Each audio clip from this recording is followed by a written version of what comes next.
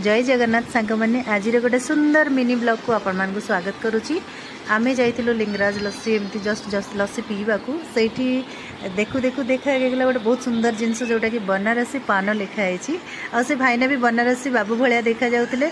मु कहली चलो जीवा सेठु टिके देखिबा केमती लागुची पानटा। एटा तो छुआ बेलर स्मृति एमती माने मिली जाए किंतु एते प्रकार 170 प्रकार आइटम से कहले आपण माने देखुन केते सुंदर मजार से सजेगिरी रखिचंती।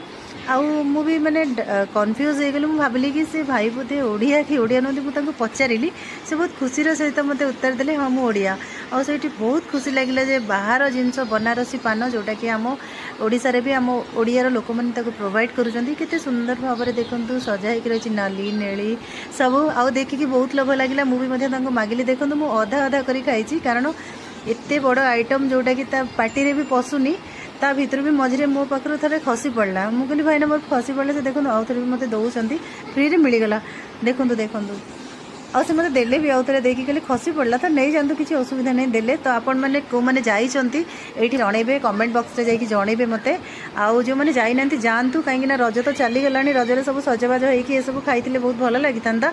बट बिना सजबाज भी बहुत सुंदर मजार से सजैकी पानटी को रखिंट। आपण मैंने जल्दी जल्दी जातु जल्दी जल्दी खाई आसतु कमेंट कर।